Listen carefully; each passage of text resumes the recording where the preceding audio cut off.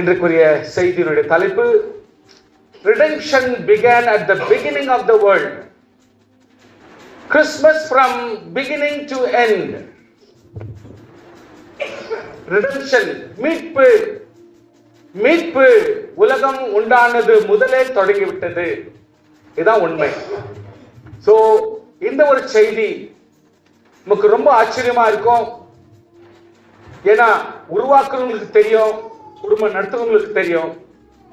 ஒரு குடும்பத்தை ஸ்டார்ட் பண்றோம்னா ஒரு பிரச்சனை ஸ்டார்டிங்லேயே நம்ம மனசுல இருக்குதுன்னா அந்த மனசுல இருக்கிற காரியம் ஒருபோதும் நம்ம விட்டு எடுபடாது. அதுக்காக நம்ம முயற்சி எடுத்துட்டு தான் இருப்போம், முன்னேறிட்டு தான் இருப்போம், அதுக்குரிய செயல்களை நாம் செஞ்சுட்டு தான் இருப்போம். இந்த இடத்துல ஒவ்வொரு நொடியும் ஒவ்வொரு நுணுக்கமும் கர்த்தர் அற்புதமா நமக்கு நடத்தின்னு வர்றார். ஸ்பெஷலி ஏதேன் தோட்டத்தை அதிகமா நம்ம எக்ஸ்பிளேஷன் கொடுக்கறதுல அது கொடுக்க போனா ரொம்ப அரும் பெரும் காரியங்கள், மனுஷனுடைய தன்மைகள், மனுஷனுடைய வாழ்க்கை ஒரு தோட்டத்தில் இருக்குதுன்னா அது ஒரு பெரிய அற்புதம். ஒரு ஹஸ்பண்ட் அண்ட் ஒய்ஃபுடைய வாழ்க்கை ஒரு தோட்டத்தில் இருக்குதுன்னா எப்படி அது ஒரு பூனை கூட ஒரு குளிர்காக வெளியில் அவஸ்தப்படுது, துணி இருந்தா கூட வீட்டுக்குள்ள ஓடியாருது. அப்படிங்கிறப்போ ஒரு மனுஷன் தோட்டத்தில் எப்படி வாழ்ந்தான்?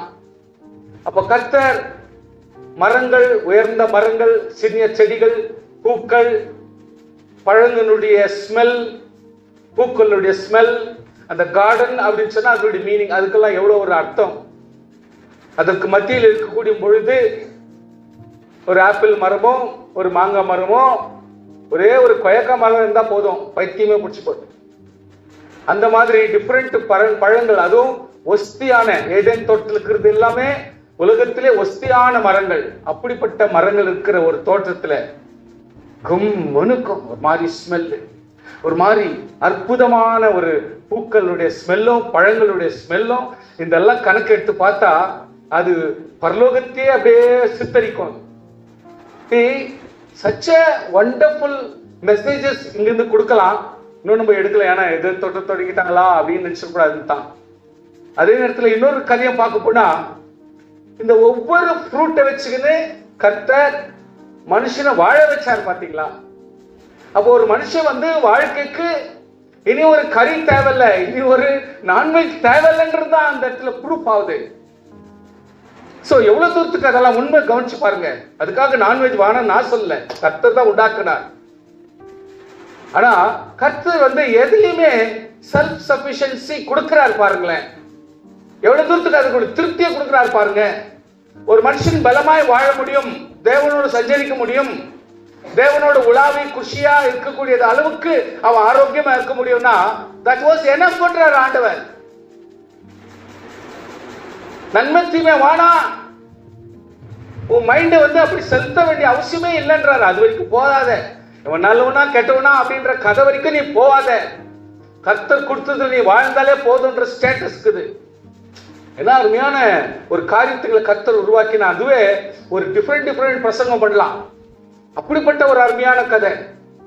அங்கேயே பாக்குறாரு, என்ன போல ஒண்ணு வேணும், என்ன போல ஒருவர் இங்க இருக்கணும், என்ன போல ஒரு காரியம் இந்த இடத்துல வேணும்னு கர்த்தர் விரும்பிட்டார் பாருங்க. அதான் நம்முடைய வாழ்க்கையில என்ன போல என் மகன் இருக்கணும், என்ன போல என் மகன் இருக்கணும், என்ன போல என் மகன் இருக்கணும். அதுக்கு யார் பதில் சொல்ல போறீங்க? பிள்ளைங்க என்ன பதில் சொல்ல போறீங்க? என்ன பாஸ்டர் வெறும் சோறு போட்டா போதுமா, இல்லை துணி போட்டா போதுமா? துணியும் கொடுக்கறது இல்லை, சோறும் கொடுக்கறது இல்லை. எத்தனையோ குடும்பத்துல அவங்க எல்லாம் நன்றியா இல்லையா? சந்திர மண்டலத்துக்கு போனவங்க எல்லாருமே குடும்பத்திலையும் வாழவே பார்த்தவங்களா? அவங்க இல்ல பெரிய பெரிய விஞ்ஞானிகள்லாம் ஓஹோன்னு பேரண்ட்ஸ் வாழ வச்சுங்களா? யோசித்து பாருங்க. இன்னைக்கு இருக்கிற பணக்காரங்க, ஃபாரின்ல இருக்கிற பணக்காரங்கலாம் அப்படி வசதி உள்ள குடும்பத்திலிருந்து வந்தவங்களா? அப்போ நம்மளுடைய சாதனை தான் என்ன? யோசித்து பாருங்க, யோசித்து பாருங்க. ஏன் கர்த்தர் சில குடும்பங்களை அப்படி அமைச்சு கொடுக்கிறார்? ஏன் நம்மளை உருவாக்கி விடுகிறார்? ஒரு நொண்டியாவோ ஒரு குருடியாவோ கர்த்தர் நம்மளை படைக்கலையே, ஆசீர்வாதமா வச்சிருக்கிறாரே, எல்லா ஆக்சஸும் கொடுத்திருக்கிறாரே. அப்படியானால் நம்ம ஏன் ஒன்னும் இல்லாத ஆட்கள் மாதிரி இருக்கணும்? அப்ப ஏதேன்ல ஆண்டவர் படைச்ச ஒரு காரியத்தையும் எவ்வளவு அற்புதமா படிச்சிருக்காரு பாருங்க. ஆண்டவர் ஒரு வார்த்தை சொல்றார், மனுஷன் நம்மை போல ஆனான், நம்மை போல ஒருவனாக மாறிட்டான் அப்படின்றாரு. அப்போ நம்ம எல்லாம் யாரை போல ஆயிட்டுக்கிறோம்? இத கர்த்தர் அதை சொல்லி கொடுக்கிறாரு, அந்த வார்த்தையை சொல்றாருங்க. ஏதேன் தோட்டத்துல சொல்றாரு, இந்த மனுஷன் நம்மை போல ஒருவனாக மாறிவிட்டான். இப்போ நமக்கெல்லாம் எவ்வளவு ஆக்சஸ் இருக்குது, எவ்வளவு வல்லமை இருக்குது, எவ்வளவு பவர் இருக்குது, எவ்வளவு காரியத்தை செய்ய முடியும்ன்றது நீ கொஞ்சம் திங்க் பண்ணும். சில வசனங்கள், அதாவது ஹிஸ்டரி நம்ம ஏதோ ஒரு பக்தி மாதிரி கேட்டு போறதுக்கு இல்ல, சிந்தனை செய்யணும். பிடிக்குதா உலகம்? பிடிக்குதா? கர்த்தர் எவ்வளவு அற்புதமா உருவாக்கி இருக்கார் பாருங்க, எப்படி செஞ்சிருக்காரு பாருங்க, செயல்படுத்திருக்கிறார் பாருங்க. இந்த இடத்துல ஆண்டவர் ஆதாம உருவாக்குறது கரெக்ட், துணைக்கணும் சொல்லிட்டு ஒரு ஏவாள் உருவாக்குறது கரெக்ட். துணைன்னு சொன்னா சில பேர் நினைச்சுக்கிறாங்க வேலைக்கார மாதிரி, கொஞ்சம் குறைஞ்ச மாதிரி அப்படின்றாங்க. ஒரு ராஜாவுக்கு துணையா வேணும்னா ராஜாவோட பலமாக்குறவங்களை தான் வைப்பாங்க. புரியுதுங்களா? பாடி கார்டு எப்படி இருப்பாங்க? பேசுங்க எல்லாம், சில பேர் பேசுங்க. பாடி கார்டு எப்படி இருப்பாங்க? ராஜாவோட கொஞ்சம் பலமா தான் இருப்பாங்க, ராஜாவோட ஸ்ட்ராங்கா தான் இருப்பாங்க. ராஜாவுடைய சாப்பாடு சாப்பிட்டு கொடுக்குறவங்க கூட ஸ்ட்ராங்கா தான் இருப்பான். அங்க கொடுக்குறவங்க எல்லாரும் அப்படித்தான் இருப்பாங்க. அப்ப துணை எப்படி இருக்கணும் சொல்லுங்க? எப்படி இருக்கணும்? நீ இவ்வளவுதான் இருக்கணும், நீ கீழ்த்தரமா தாக்கணும், நீ கொஞ்சமா தாக்கணும், நீ எங்களுக்கு கீழ்ப்படிஞ்ச மாதிரி தாக்கணும், நீ கம்மியா தாக்கணும், நீ மைனஸ்ல தான் இருக்கணும். எப்படி இது? நம்முடைய வேலை விஷயம் தப்பா போத உலக பிரகாரமாவே மீனிங் எடுத்துக்கினா என்ன அர்த்தம் இருக்குது? சோ கர்த்தருடைய பிள்ளைகள் எப்பொழுதுமே அப்படிப்பட்ட ஒரு ஆசீர்வாதத்தை கொடுத்துடுறாரு. கவனிங்க, நம்முடைய வாழ்க்கையில ஒரு ஏவாள் ஒரு தவறு செய்யறாங்கன்னாக்கா, தவறு டிஸ்கிரிப்ஷன் ஓவரா பார்க்க கூடாது. சிம்பிளா ஒன்னே ஒன்று எடுத்துக்கணும். ஒரே ஒரு simple method. First of all நம்ம யார் கூட பேசுறோம், அவங்க யாருன்றத ஃபர்ஸ்ட் கணிக்கணும். Discerning of spirit. தினமும் நம்ம யார்கிட்ட பேசுறோம், யார்கிட்ட பழகுறோம், யாரோட உறவாடுறோம், யாரோட நம்ம இப்போ ஒரு அன்பா இருக்கிறோம், இதை கொஞ்சம் யோசிக்கணும். நெக்ஸ்ட், என்ன பேசலாம் என்ன பேசக்கூடாது, இதுக்கு ஃபார்மேட் ஆண்டவர் என்ன சொல்லியிருக்கிறார். ஃபார்மேட் எப்பவுமே வேணும், ஃபார்முலா எப்பவுமே விடக்கூடாது. எந்த சப்போஸ் ஃபேக்டரைசேஷன் அப்படின்னு போயிட்டா, ஃபேக்டரைசேஷனுக்குன்னே சில ஃபார்முலாஸ் இருக்கும். அந்த ஃபார்முலா ரெடியா மேல வச்சுக்கணும். அந்த ஃபேக்டரைசேஷனுக்கு என்ன ஃபார்முலாவோ அது எப்பொழுதுமே அதில் தான் வச்சு நீ ஃபார்முலா டிசைட் பண்ணுமே தவிர நினைச்ச மாதிரி வேற எல்லாம் எடுத்துக்க முடியாது. ஸோ அந்த மாதிரி ஆண்டவராகிய கர்த்தர் நம்முடைய வாழ்க்கையை ஒன்று கொடுத்து நடத்துறாருன்னா நமக்கு ஒரு ஃபார்மேட் வச்சிருக்காரு. அந்த ஃபார்மேட் எவ்வளவு காலம் உலகமெல்லாம் கூட்டினா கூட சுத்தி இவ்வளவுதான் இருக்குங்க, இவ்வளவுதான் இருக்குது. எண்ணி பாருங்க, நீ எவ்வளவு நாளா நம்ம மெசேஜ் கொடு, இன்னும் thousands ஆஃப் மெசேஜ் இன்னும் நம்ம இன்னும் மெசேஜ் கொடுக்கவே இல்லை. நீங்க கொடுக்கல, நீங்க புரிஞ்சுக்குங்க. சரி, சும்மா ஒரு எக்ஸாம்பிள் மாதிரி சொல்றேன் உங்களுக்கு நான்.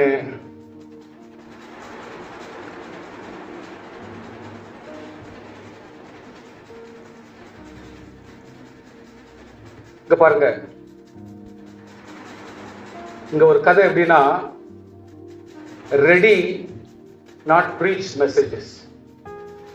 இங்க மேல இருக்குது பாருங்க, இதுதான் ரெடி நாட் ப்ரீச் மெசேஜஸ். இவ்வளவு மேல ஒண்ணு இருக்குது, இவ்வளவு message ready message to preach. இப்போ எதை எடுத்து ப்ரீச் பண்ணலாம், ரெடி ஆயிடுச்சு, ரெடி பண்ணி வச்சிட்டோம்.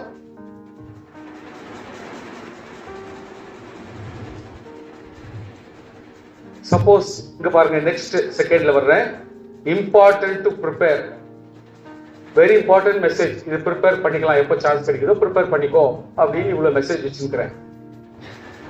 இங்க ஃபர்ஸ்ட்ல ஒண்ணு இருக்குது பாருங்க, இது செலக்டட் டு செலக்ட். செலக்ட் பண்ணிட்டு இருக்கிற ஆல்ரெடி, அதுல வேணும்னா நீ செலக்ட் பண்ணிக்கோ அப்படின்ற ஒரு இவ்வளவு மெசேஜ் வச்சிருக்கிறேன். நம்ம மனுஷரே நம்ம இவ்வளவு தூரத்துக்கு ரெடியா இருக்கிறோம், ஏன்னா நம்ம தொழில் தான், நம்ம வேலை தான்.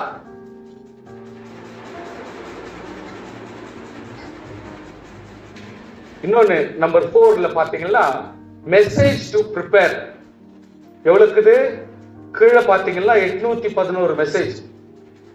Message to prepare. நம்ம ரெடி பண்ணிக்கணும். மெசேஜ் வசங்களா எடுத்து வச்சுக்கிறேன். மெசேஜ் நேம்ஸும் போட்டாச்சு. ப்ரிப்பேர் பண்ணணும்.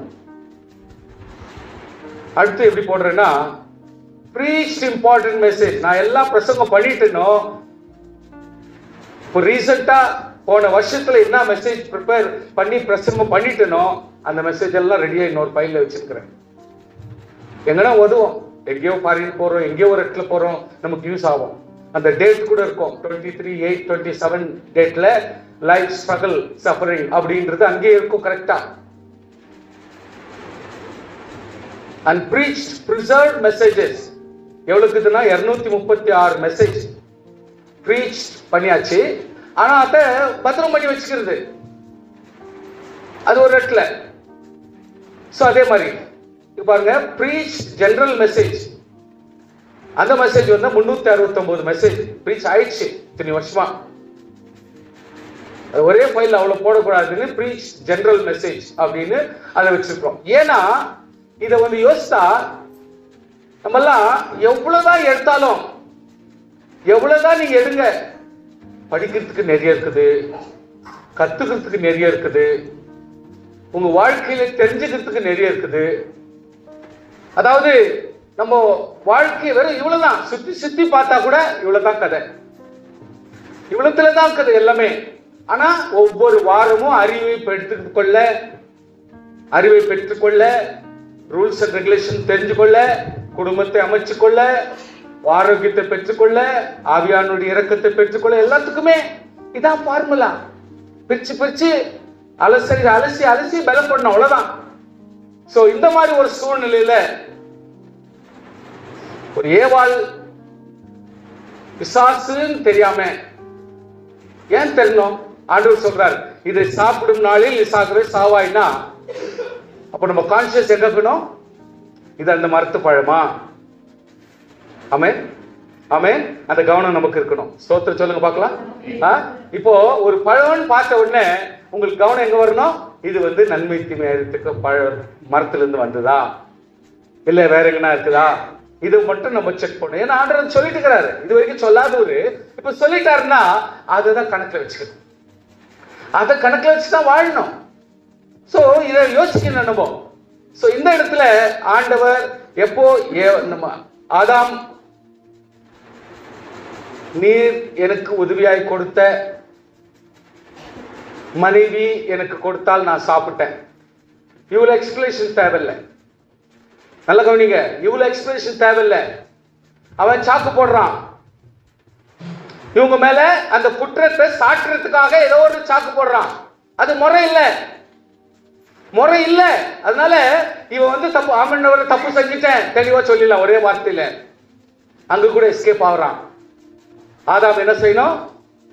ஒரு பழத்தை பார்த்த உடனே இது ரொம்ப நல்லா இருந்துச்சுங்க இவங்க சொன்னாங்க அப்படின்னு சொல்லிட்டு என்ன பண்ணி கொடுத்தாலும், எதை கொடுத்தாலும் சாப்பிட முடியாது. ஆண்டவர் சொல்லிட்டு இருக்கிறார், நன்மையை தீமை அறியத்தக்க பழத்தை நீ சாப்பிடுங்கன்னு சொல்லிட்டு கதை முடிஞ்சு போச்சு. அப்போ அந்த பழம் இவன் கான்சியஸ்ல இருக்கணும். ஆதாம் அதிலே கவனத்துல இருக்கணும். மனைவி இது தானா நன்மை தீமை அறியத்தக்க பணமா, எது பழம் இது அப்படின்னு சொல்லிட்டு எப்பவுமே கவனத்தில் இருந்திருக்கணும். ஏன்னா லீடர்ஷிப்ன்றது இட்ஸ் நாட் சம்திங் வேகா நீ கொடுத்தது எல்லாத்துக்கும் செய்யறதெல்லாம் இல்லை. அதே மாதிரி இவங்களும் அதே மாதிரி தான். இன்னைக்கு நம்முடைய வாழ்க்கையில இன்னைக்கு குழந்தைங்க பிறந்திருக்கு, அதனால நம்ம என்ன பண்றோம்? குழந்தைங்க கூட கத்துக்கிறாங்களே, குழந்தைங்க கூட புத்தியா இருக்கணுமே சொல்லிட்டு நம்ம பல காலத்துல அலர்ட்டா இருக்கிறோம். ஆனா ஆதாமி அவளுக்கு தெரியாது. குழந்தை பிறக்கணும்னு சொல்றது டீட்டெயிலே தெரியாது அவங்களுக்கு. அதனால கர்த்தருடைய பிள்ளைகளே, இங்க சொல்லப்படுகிற ஒரே ஒரு வார்த்தை, ஆண்டவர் ஒரு வார்த்தை சொல்லிவிட்டால் நாம் கீழ்ப்படிய வேண்டும். ஸ்தோத்திரம் சொல்லுங்க பார்க்கலாம். ஆண்டவர் ஒரு வார்த்தை சொன்னா நம்ம என்ன பண்ணோம்? கீழ்ப்படி. இப்போ இன்னொன்னு, அப்பா ஒரு வார்த்தை சொன்னா, என்ன எப்ப பாரு சொன்னாரு, என்ன எப்ப பாரு ரொம்ப ரூல்ஸ் போடுறாரு, ரொம்ப கத்துறாரு அப்படின்னு என்ன அர்த்தம்? அப்ப அவருக்கு அனுபவம் இல்லைன்னு அர்த்தமா, இல்ல அவருக்கு சொல்றது தப்புன்னு அர்த்தமா, இல்ல சொன்னது தப்புன்னு அர்த்தமா? நீ புரிஞ்சுக்கணும். Out of experience only they will speak to son and daughter கிட்ட ஒரு பிரயோஜனம் தான் பேசுவாங்க அப்படின்னு நீ புரிஞ்சுக்கணும். அவ்வளவுதான், டீட்டெயில் கேட்க முடியாது. அதனால அந்த நிமிஷம் முதல் the day ஆண்டவர் அவர்களை உருவாக்கி அவர்கள் பாவத்தில் ஈடுபட்ட அந்த நிமிஷம் முதல் கர்த்தர் மனசுல வச்சுட்டார், உலகத்துல பிறக்கிற எந்த மனுஷனையும் நான் இனிமேல் ஆவிக்குரிய மனுஷர்களாய் மாற்றுவதற்கு நான் முயற்சி எடுப்பேன். எந்த ஒரு பரிசுத்தவானையும் அந்த இடத்துல எவ்வளவு பாவஜீவி இந்த உலகத்தில் இருந்தாலும் எப்படி ஆகிலும் இதுல பரிசுத்தவான்களை நாம் தேர்ந்தெடுத்து உலகத்தை காப்பாற்ற வேண்டும் என்கிற பரிசுத்தவான்களுடைய கூட்டம் என்ற ஒரு சூழ்நிலை வர வைக்கிறதுக்காக ஆண்டவர் போராட ஆரம்பிச்சார். ஸ்தோத்திரம். இதுதான் நம்முடைய குடும்பத்துல நடக்கிறது. நல்ல கவனிச்சுங்க. இன்னைக்கு ஒவ்வொரு குடும்பத்திலையும் என் பிள்ளை பேர் வாங்கணும், என் பொண்ணு மற்றவங்களை போல இல்லாதபடி இன்னும் ஸ்மார்ட்டா இருக்கணும், நல்லவங்கன்னு பேர் எடுக்கணும், நல்ல ஆவிக்குரிய பிள்ளைன்னு பேர் எடுக்கணும். இப்போ நம்ம எல்லாருமே அப்படித்தான் விரும்புறோம். ஸ்தோத்திரம் பண்ணுங்க பார்க்கலாம். ஆமென். ஹல்லேலூயா. அதே மாதிரி தான் ஆண்டவராகிய கர்த்தர் நினைக்கிறாரு, இனிமேல் நம்முடைய உலகத்துல ஆண்டவராகிய தேவன் இதுக்காக தான் முயற்சி பண்றாரு. அதனால தான் அங்க fallen saints to redeemed saints, விழுந்து போகிற எத்தனை பரிசுத்தவான்கள் விழுந்து போனாலும் ஆண்டவராகிய கர்த்தர் மீட்கப்பட்ட பரிசுத்தவான்கள் மேல் கவனம் வைத்து அவர்களை தக்க வைக்கிறார். அந்த காலத்திலிருந்தே ஆதாம் முதல் கொண்டே ஆண்டவராகிய கர்த்தர் நோவா, ஆபிரகாம், யாக்கோபு, யோசேப்பு, மோசஸ், யோசுவா, Samuel, Daniel, David, Job, Ruth, Esther, Mary, அடுக்கினே போலாம். பொம்பளை ஆம்பளை வித்தியாசம் இல்லாதபடிக்கு ஆண்டவர் ஒவ்வொரு பரிசுத்தவான்களுக்கும் ஏற்ற ரிவார்டு கொடுத்துன்னு தான் இருக்கிறார். கரங்களை தட்டி ஸ்தோத்திரம் பண்ணுங்க. ஆண்டவர் ரிவார்டு கொடுத்துன்னு தான் இருக்கிறாரு. இன்றைக்கு பரிசுத்தமாய் நாம் கர்த்தருக்கென்று வாழ முடியுமானால் கர்த்தர் நம்மை உற்சாகப்படுத்துவார் கண்டிப்பாக. ஏன்னா இனி வரும் சந்ததிகளுக்கு கர்த்தர் ஒரு ஆவிக்குரிய ஆசீர்வாதம் வரணும்னா நம்மள கர்த்தர் தக்க வச்சாதான் முடியும். ஹல்லேலூயா. இன்றைக்கு இருக்கிற பரிசுத்தவான்களை கர்த்தர் ஊக்கப்படுத்தினாதான் இனி நமக்கு பிறக்க போகிற குழந்தைகளை கர்த்தர் உலகத்தில் இருந்து காப்பாற்ற முடியும் அப்படின்னு விரும்புகிறார் ஆண்டவர். அதை கொஞ்சம் புரிஞ்சுங்க நல்லா. அதனால வெறும் பரிசுத்தவான்களை வச்சு விவகாரம் நடத்த முடியாது. There are some mediators. அவங்க தான் prophets and prophecy. There are mediators.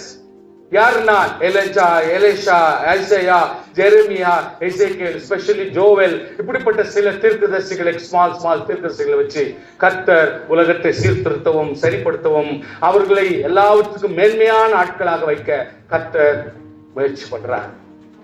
So you can just see from Eden தோட்டத்திலிருந்தே கிறிஸ்மஸ் ஆரம்பிச்சிருச்சு. அதை நீங்க கொஞ்சம் புரிஞ்சுங்க. Oh, the redemption program has started from the beginning, from Eden.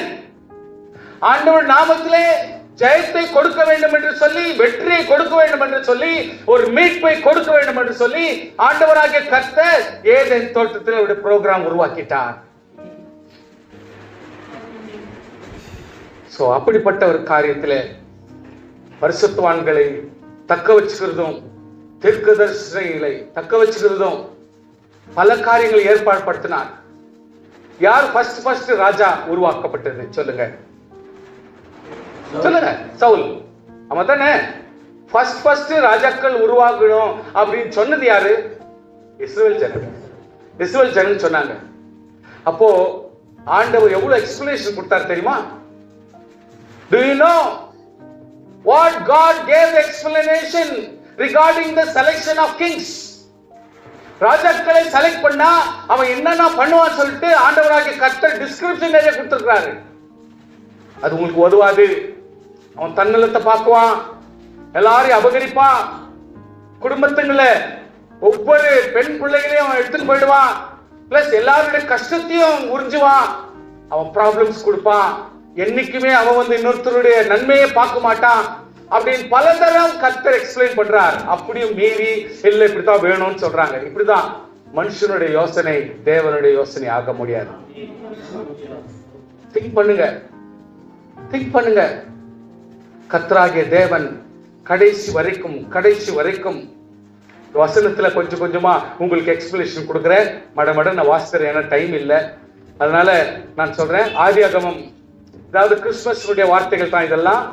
Everything pertain to Christmas. இயேசு கிறிஸ்துவுடைய redemption வார்த்தைகள், இயேசு கிறிஸ்து தம்மை மீட்கும் பொருளாக செய்யப்படுகிற வார்த்தைகள், அது எப்படி வருதுன்னா, ஆதியாகமத்திலிருந்து சகரியா போய் கட்சி வரைக்கும் மல்கியா வரைக்கும் வந்துரும். சோ ஒவ்வொரு இடத்துலயும் அந்த கிறிஸ்துமஸ்னுடைய மீட்பு பணியை கர்த்தர் செஞ்சுதாக்குறாரு. ஒவ்வொரு தீர்க்கதரிசி மூலியமாக, பரிசுத்தவான்கள் மூலியமாக கர்த்தர் இயேசு கிறிஸ்துன்ற ஒருத்தர் வரணும், ஒரு மீட்புன்றது ஒன்று கொடுக்கணும், ஜனங்களை மீட்டெடுக்கணும் அப்படின்ற ஒரு கான்செப்டை எப்பொழுதுமே கர்த்தர் வச்சிருப்பாரு. ஆதியாகமம் 3:15 வாசிக்கும், உனக்கும் ஸ்திரீக்கும் உன் வித்துக்கும் அவள் வித்துக்கும் பகை உண்டாக்குவேன். அல்லேலூயா. அவர் உன் தலையை நசுக்குவார், நீ அவர் குதிகாலை நசுக்குவாய் என்றார். சோ இதுல முக்கியமாய் கிறிஸ்துமஸ் வார்த்தை எதுனா, அவர் உன் தலையை நசுக்குவார். அல்லேலூயா. இது எப்படின்னா, பிசாசை கர்த்தர் நசுக்கி ஜெயத்தை பெற்று நமக்கு ஒரு ரட்சிப்பை கொடுக்கிற கர்த்தருடைய வார்த்தை எது. இரண்டாவது, ஆபிரகாமோடு கர்த்தர் பேசும்பொழுது சொல்லுகிறார், உனக்கு பின்வரும் சந்ததிக்கும் நான் தேவனாயிருக்கும்படி எனக்கும் உனக்கும் உனக்கு பின் தலைமுறையாக வரும் உன் சந்ததிக்கும் நடுவே என் உடன்படிக்கையை நித்திய உடன்படிக்கையாக ஸ்தாபிப்பேன். அப்படின்னா உங்களை நான் ஆசீர்வதிப்பேன். ஆசீர்வாதம் எப்போ வரும்? ஆண்டவர் நமக்கு கொடுக்கும் பொழுது. அல்லேலூயா. நன்மை எப்போ வரும்? தேவனாகிய கர்த்தர் நமக்கு அருளும் பொழுது. ஆண்டவர் சமாதானம் கொடுக்கும் பொழுது, பாவ மீட்பை கொடுக்கும் பொழுது கர்த்தர் நமக்கு மீட்பை கொடுக்கிறார். தாவீதுடைய வாழ்க்கையில தெரிந்து கொள்ள வேண்டிய சங்கீதம் என்னவென்றால், ஜாதிகள் கொந்தளித்தது, ஜனங்கள் விருதா காரியங்களை சிந்திப்பானேன். கர்த்தருக்கு விரோதமாகவும் அவர் அபிஷேகம் பண்ணுவனுக்கு விரோதமாகவும் பூமியின் ராஜாக்கள் எழுப்பி நின்று அதிகாரிகள் ஏகமாக ஆலோசனை பண்ணி அவர்கள் கட்டுகளை அறுத்து அவர்கள் கயிறுகளை நம்மை விட்டு எரிந்து போவோம் என்றார்கள். பரலோகத்தை வீட்டிற்கு நகைப்பார், ஆண்டவர்களை இகழ்வார். அப்பொழுது அவர் தம் கோபத்தில் அவர்களோடு பேசி தம் குரத்திலே அவளை கலங்க பண்ணுவார். நான் என்னுடைய பரிசுத்த பர்வதமாகிய சீயோன் மீது என்னுடைய ராஜா அபிஷேகம் பண்ணி வைத்தேன். தீர்மானத்தின் விவரத்தை சொல்லுவேன். கர்த்தர் என்னை நோக்கி, நீ என்னுடைய குமாரன், இன்று நான் உம்மை ஜெனிப்பித்தேன். இந்த பர்த் ஆஃப் ஜீசஸ் கிரைஸ்ட். இந்த வார்த்தையை கர்த்தர் என்னை கேளும், ஆண்டவராக இயேசு கேளும், ஜாதிகளை உமக்கு சொந்தமாகும், பூமி எல்லைகளை சொந்தமாகும் கொடுப்பேன் என்று சொல்றார். சோ இப்பொழுதும் ராஜாக்களை உணர்வடையுங்கள், பூமி நியாயங்களை எச்சரிக்கையாருங்கள். குமாரன் கோபம் கொள்ளாமலும் நீங்கள் வழியில் அழியாமல் இருக்கும்படிக்கு அவரை முத்தம் செய்யுங்கள். கொஞ்ச காலத்தினுடைய கோபம் பற்றி எறியும், அவரை அண்டிக் கொள்ளுகிற யாவரும் பாக்கியவான். கிறிஸ்துமஸ் வார்த்தைகள் தாவீதின் மூலமா சங்கீதத்தில் பேசப்பட்டிருக்கிறது. Now we are gone to Isaiah. கர்த்தர் தாமே ஒரு அடையாளம் கொடுப்பார். பாருங்க, இதோ ஒரு கன்னிகை கர்ப்பவதியாகி, this I cannot understand. அந்த காலத்துல இப்ப எல்லாம் ஆயிட்டு இருக்கிறதுனால நம்ம எல்லாம் ஒவ்வொன்றும் நல்லா பேசிக்கிறோம், புரிஞ்சுக்கிறோம், அதே டிராமா கூட போடுறோம். ஆனால் இது ஆவறதுக்கு முன்னாடி எப்படி இருந்திருக்கு பாருங்க. Serious matter. அந்த காலத்துல விடுறாங்களா? ஒரு கன்னிகை கர்ப்பவதி குமாரன் பெயர் இம்மானுவேல் என்று பெயரிடுவாள். தீமை வெறுத்து நன்மை தெரிந்து கொள்ள அறியும் வயது மட்டும் அவர் வெண்ணையும் தேனையும் சாப்பிடுவார். சோ சுவாசிகள் சம்டைம்ஸ் உங்களுக்கு அங்கங்க பிரேக் போட்டு சில விஷயத்துல நான் சொல்லி கொடுக்குறேன். எப்படின்னா, ஆண்டவர் ஏன் இதெல்லாம் பைபிள்ல எழுதி வச்சிருக்காருன்னா, சம்டைம்ஸ் த ஸ்மாலர் ஏஜஸ், குழந்தைங்க இன்னும் பலப்படாத ஒரு காலகட்டம் இருந்தால் அந்த பிள்ளைகளுக்கு இந்த காலத்தினுடைய நல்ல உணவு, காஸ்ட்லி உணவு ஆகிய நெய், இப்படிப்பட்ட சில முக்கியமான நல்ல காரியங்களை கொடுக்கலாமா வானாவா டவுட் எல்லாம் வர்றது வானா. இந்த இடத்துல சொல்றது அதான். அந்த பிள்ளையை, அதாவது நன்மை தீமை வெறுத்து நன்மை தெரிந்து கொள்ள அறியும் வயது மட்டும் அவர் வெண்ணையும் தேனையும் சாப்பிடுவார். சோ என்ன சாப்பிட வைக்கணும், எவ்வளவு சாப்பிட வைக்கணும், எப்படிப்பட்ட குவாலிட்டி செய்யணும், எந்த வயசுக்கு கொடுக்கணும் அப்படின்றது அங்கங்க பைபிள்ல சொல்லும் பொழுதே க்ளூ எடுத்துக்கினாலே போதும். You can get some ideas. ஒரு குழந்தைகளுக்கு எது பூஸ்ட் அப் பண்ண முடியும், ஒரு வைல்ட் கிளினிக் எது கொடுக்கலாம், எது பலப்படுறதுக்கு எது கொடுக்கலாம் அப்படின்னு ஒவ்வொன்றும் பைபிள்ல போட பொழுது அந்தந்த இடத்துல ஒரு ஸ்மால் ஹிண்ட் நீங்க எடுத்துக்கலாம். ஸ்தோத்திரம், ஹல்லேலூயா. அந்த பிள்ளை தீமை வெறுக்கும் நன்மை தெரிந்து கொள்ள அறிவிருக்கும் முன்பே நீ அறிவிருக்கிற தேசம் 2 ராஜாக்கள் விட்டு விடப்படும். சோ பிஃபோர் இயேசு கிறிஸ்துவானவர் மறுபடியும் எருசலேமுக்கு ஆண்டவர் பெத்லெஹேம் வர்றதுக்குள்ளாக 2 ராஜாக்கள் மாறிடுறாங்க. 2 ராஜாக்களும் அதுல செத்துறாங்க அப்படின்ற டீடைல்ஸ் அப்பவே கொடுத்துடுறாங்க. சோ கர்த்தருடைய பிள்ளைகளே, இந்த அதாவது இயேசு கிறிஸ்துவோட மீட் பண்றது அந்த காலத்துல இருந்தே கண்டினியூ ஆகி போகுது. ஸ்டார்டிங்ல இருந்து வந்துருக்கு. now we have come to Jeremiah. அவர் என்ன சொல்றாருன்னா, யாக்கோபை மீட்டு, அதாவது இப்ப மீண்டு இருக்கிற இஸ்ரவேல் ஜனங்களாகிய நம்மை கர்த்தர் மீட்கும் பொருட்டு அவனிலும் பலத்தவனுடைய கைக்கு அவனை நீங்களாக்கி விடுவிக்கிறார். அவர்கள் சீயோனை உச்சியில கம்பீரித்து கர்த்தர் அருளும் கோதுமை, திராட்சரசம், எண்ணெய், ஆட்டுக்குட்டிகள், கன்றுக்குட்டிகள் என்பவர்களாகிய இந்த நன்மைகளுக்காக ஓடி வருவார்கள். அவருடைய ஆத்துமா நீர்ப்பாய்ச்சலான தோட்டத்தை போல இருக்கும், அவர்கள் இனி தோய்ந்து போவதில்லை. சோ ரட்சிக்கப்பட்ட கர்த்தருடைய பிள்ளைகளுக்கு ஆண்டவர் கொடுக்கிற ஒரு சுபிட்சமான ஆறுதல் தான் இது. ஆண்டவருடைய சமாதானம், அதாவது இயேசு கிறிஸ்துடைய பிறப்பை குறித்து பேசும் பொழுது it should give glow to the mind. உங்களுடைய மனதுக்கு குளிர்ச்சியாகவும் ஆறுதலா இருக்கிற செய்தி தான் இந்த கிறிஸ்துமஸ் செய்தி. கிறிஸ்துமஸ் செய்தி ஒருத்தருக்கும் துக்க செய்தியா இருக்கவே முடியாது. அதை தான் கர்த்தர் இங்க அதை தெளிவா சொல்லுகிறார். அப்பொழுது கன்னிகைகளும் வாலிபர்களும் முதியோரும் கூட ஆனந்த கழுப்பாய் மகிழ வேண்டும். அல்லேலூயா. நான் அவர்கள் துக்கத்தை சந்தோஷமாய் மாற்றுவேன். யாருக்குன்னா அந்த மாதிரி வேதனை இருந்தா மாற்றுகிற கர்த்தருக்கு ஸ்தோத்திரம். அல்லேலூயா. ஆசாரியர்கள் ஆத்துமாவை கொழுமையானவைகளினால் பூரிப்பாக்குவேன். என் ஜனங்கள் நான் அளிக்கும் நன்மையால் திருப்தி ஆவார்கள் என்று கர்த்தர் சொல்லுகிறார். சோ எரேமியாவுல கர்த்தர், ஏன்னா யூசுவலா எரேமியாக்கெல்லாம் போக மாட்டோம், அந்த இடத்துல படிக்கிறதுக்கு நமக்கு போர் அடிச்சிடும். ஏன்னா அவருக்கு பெரிய சரித்திரம். அதாவது இருக்கிற தீர்க்கதரிசிகளே மோசமா துன்பப்படுத்தப்பட்டவரும் நியாயமாய் தீர்க்கதரிசனம் சொன்னவரும், தீர்க்கதரிசனுக்காக உயிர் டெய்லி ஒரே ஒரு அப்போனா உங்களுக்கு தெரியும், தோசை மாதிரி இருக்காது, சின்னதா இருக்கும் அப்போ. அந்த ஒரு தோசை தான் அவனுக்கு கொடுக்க வச்சுட்டு ஜெயில போட்டு வச்சுட்டாங்க எத்தனையோ வருஷமா. பல நேரத்தில் அவனை கொண்டு போய் அதாவது தண்ணி இல்லாத கெட்டி சேர் இருக்கிற கிணறுல கூட போட்டிருக்கிறாங்க. ஜெயில இருந்து ஓடி வந்து சாரீஸுங்க தூக்கின்னு போயிட்டு கட்டி அவனை தூக்கி இருக்கிறாங்க. அதாவது இருக்கிற தீர்க்கதரிசிகளே மிக மிக மிக வேதனையை அனுபவிச்சு, அதாவது ஆண்டவர் சொல்ற வார்த்தை தான் அவர் சொல்றாரு. ஆனா இவன் சொல்றதெல்லாம் ரொம்ப கண்டிப்பா இருக்குது, ரொம்ப ஷார்ப்பா இருக்குது, அதாவது ரொம்ப ஓவரா இருக்குது அப்படின்னு சொன்னா, ஆண்டவர் சொல்றதே எவ்வளவு ஒரு டேஞ்சரா இருக்குது பாருங்க. வசனத்தை சொல்றதே சில வாழ்க்கையில் எவ்வளவு பெரிய வேதனையாவது பாருங்க. சோ இருக்கிற தீர்க்கதரிசிகள ரொம்ப வேதனையும் துக்கத்தையும் வாழி மூரா ரொம்ப சஃபர் பண்ணி வேதனை அனுபவிச்சு கர்த்தர் உயிரோட சும்மா பேருக்கு அவனை வச்சிருந்துக்கிறாரு. யாருன்னா எரேமியா தீர்க்கதரிசி. நீங்க அதை மறக்க கூடாது. எப்பனா சான்ஸ் கிடைச்சா நீங்க கொஞ்சம் கூட எரேமியா தீர்க்கதரிசி படிக்கிறது நல்லது.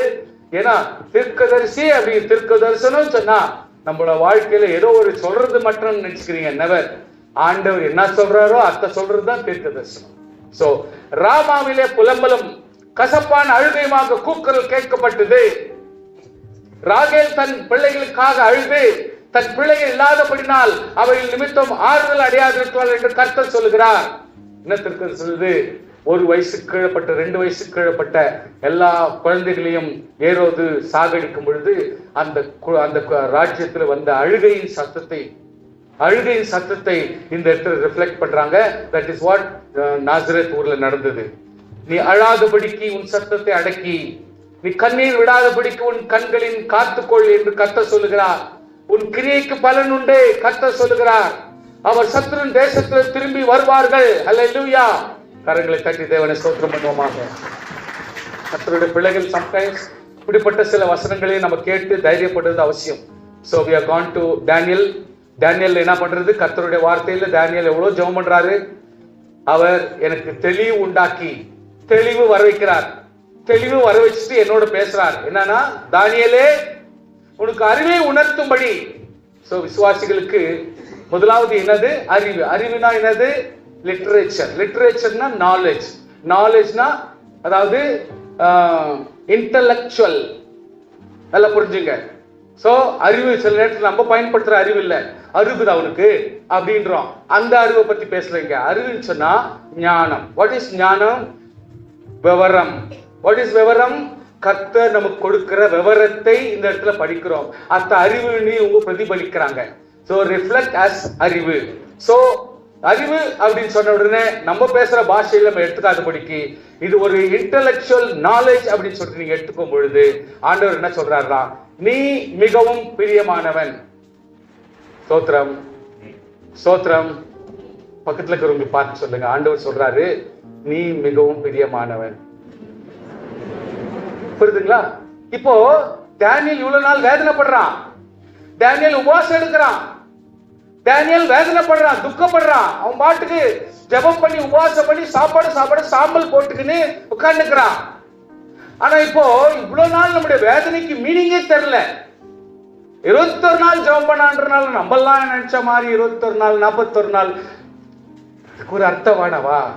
உங்களுக்கு ஒரு சென்சேஷன் இருந்து கர்த்தரா உணர்த்தினா, உங்க உடம்பு அட்ஜஸ்ட் ஆனா, உங்களுக்கு சுகர் ப்ராப்ளமும் எந்த ஒரு பிளட் பிரஷர் ப்ராப்ளமும் இல்ல வயிற்று ப்ராப்ளமும் எதுவும் இல்லைன்னா தைரியமா நீங்க 100 நாள் உபவாசம் எடுங்க. உடம்போட விளையாடக்கூடாது. இப்ப இருக்கிற சாப்பாடு, இப்ப இருக்கிற வாழ்க்கை முறை நீ 3 நாள் நிக்க வச்சாலே உன்னுடைய சாப்பிடுற சாப்பாடு பிக்கப் ஆகுது. அன்னைக்கு இருக்கிற தண்ணியை குடிச்சாலே நீ 4 நாள் பிழைக்கலாம். இன்னைக்கு இருக்கிற தண்ணி 1 ஹவருக்கு தகாது. விசுவாசிகள் ஞானம் வேண்டும், அதாவது அறிவு வேண்டும். யோசிக்கணும் எப்பொழுதுமே. நான் 4 நாள் உபவாசம் யாருக்கு பெருமையா பேசுறேன்?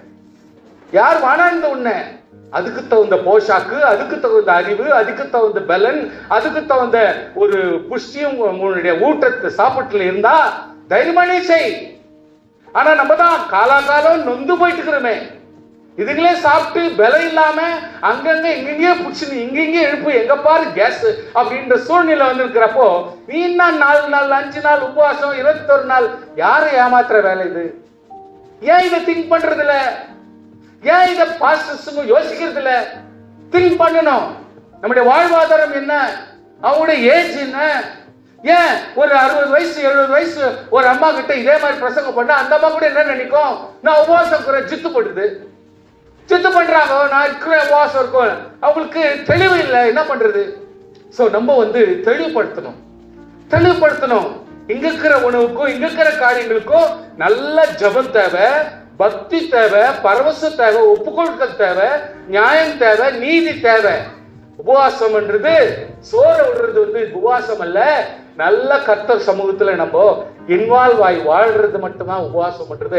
இந்த காலத்துல நம்ம கத்துக்கணும். எவ்வளவு நாள் எவ்வளவு நேரம் என்றத ஒதுக்கி விடுங்க. நாம் கர்த்தருக்கென்று சாட்சிகளாக செயல்படணும்னா நாம் கர்த்தருக்குள்ளாக எவ்வளவு தூரம் நம்ம தக்க வச்சுக்க முடியும்ன்றது மட்டும்தான் உபவாசமா நீங்க கருதணும். ஆண்டவர் சொல்றார், மீறுதலை தவிர்க்கணும், பாவங்களை தொலைக்கணும், அக்கிரமத்தை நிவர்த்தி செய்யணும், நித்திய நீதியை வருவிக்கணும், தீர்க்க தரிசனத்தை முத்திரிக்கணும், மகா பரிசுத்தம் உள்ள அபிஷேகம் பண்ணுவதற்கும் என் ஜனத்தின் மேலும் என் பரிசுத்த நகரத்தின் மேலும் 70 வாரங்கள் செல்லும். சோ டேனியல்ல இருந்து மல்கியா வரைக்கும் போய் அங்க ஒரு ஸ்லீப்பிங் பீரியட், ஓல்ட் டெஸ்டிமெண்ட்டுக்கும் நியூ டெஸ்டிமெண்ட்டுக்கும் ஒரு ஸ்லீப்பிங் பீரியட் இருக்குது. இவ்வளவு நாள் எந்த பேச்சும் இல்லாம, எந்த தீர்க்கதரிசி இல்லாம, எந்த பரிசுத்தவானுடைய பேச்சு இல்லாம இருந்த காலம் ஒண்ணு இருக்குது, கேப். அந்த கேப் முடிஞ்சு இயேசு கிறிஸ்து வரும் பொழுது அந்த 14 வாரம்ன்றது கால்குலேட் பண்ணப்படுது. வாரம்னா ஒரு வாரத்துக்கு எவ்வளவு நாள்ன்றது கால்குலேஷன் பண்ணி சொல்றாங்க. இப்பொழுது நீ அறிந்து உணர்ந்து கொள்ள வேண்டியது என்னவென்றால், எருசலேமை திரும்ப எடுப்பித்து கட்டுகிற கட்டளை வெளிப்படுவது முதல் பிரபுவாகிய மேசியா வரும் மட்டும்,